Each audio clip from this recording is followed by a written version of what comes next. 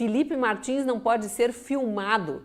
Ele é réu, mas se ele aparecer em alguma imagem, 35 anos de jornalismo, não lembro de cobrir um único julgamento em que o réu não fosse a figura que mais aparece, junto com o julgador, claro, com o juiz. Por quê?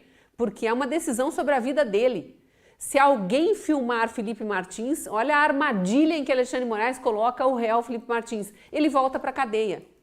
Isso nunca existiu nas leis brasileiras, no Código Penal. Isso é uma aberração jurídica e mais uma acontecendo por imposição daquele que tiranizou o Brasil, porque não tem outra palavra para definir o Brasil de hoje que não seja tirania, tirania da toga. Né? Os jornalistas de esquerda ficam debochando quando a gente coloca essa expressão, mas o que mais vai definir o Brasil senão uma tirania da toga, quando um ministro de toga impõe a um réu a condição de risco de prisão, de risco de voltar à prisão, se ele for filmado por terceiros.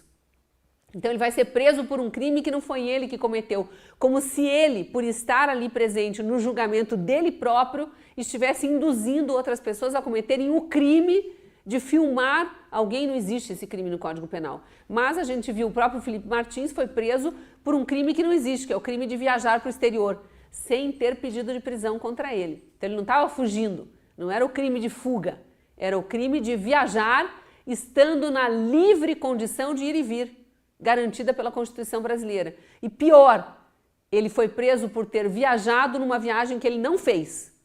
Então, assim, é tudo uma aberração jurídica nesse caso em específico.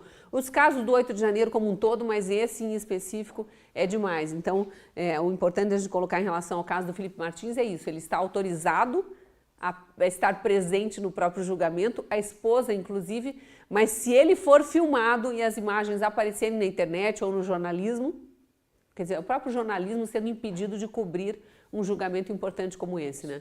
Ele volta para a cadeia.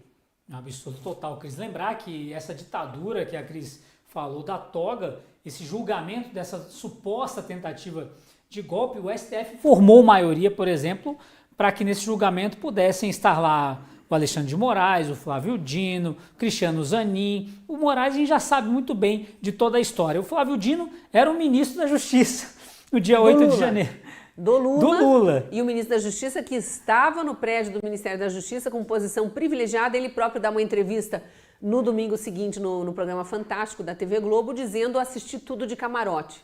Não fez nada. Tinha a Força Nacional sob sua guarda presencialmente no prédio do Ministério da Justiça, isso já está comprovado por imagens e por fotos feitas por terceiros, porque as oficiais ele escondeu. Né? Ele só nega provas que ele diz que são as provas do crime, que ele diz que foi cometido, que é uma tentativa de golpe de Estado que não houve.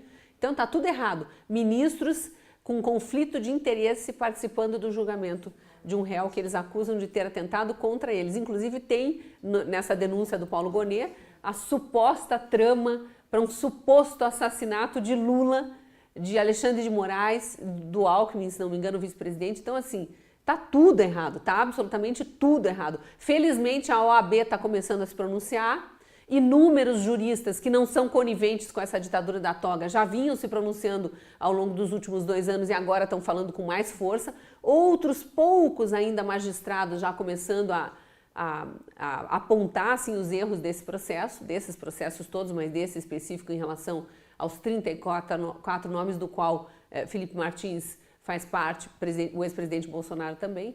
Então a gente precisa olhar com esse olhar de atenção para as irregularidades. E o tribunal errado, né, julgando essas pessoas. Essas pessoas não têm foro privilegiado e a gente precisa sempre dizer isso.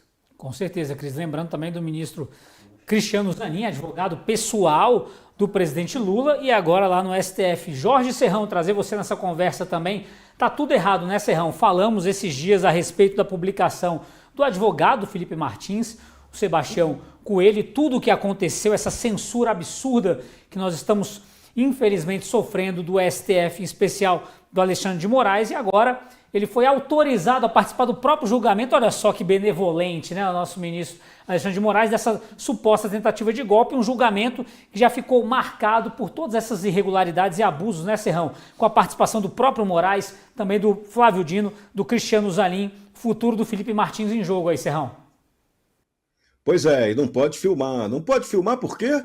porque o advogado de Felipe Martins é ninguém menos que Sebastião Coelho, aquele que teve a coragem de afrontar os ministros do Supremo Tribunal Federal lá atrás, dizendo que eles seriam odiados pela população.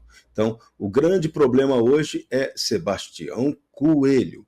Então, para Sebastião não fazer nada, adota-se a medida prévia de jogar a ameaça. Se filmar, e poderia ser Sebastião Coelho a filmar, quem seria punido é o Felipe Martins.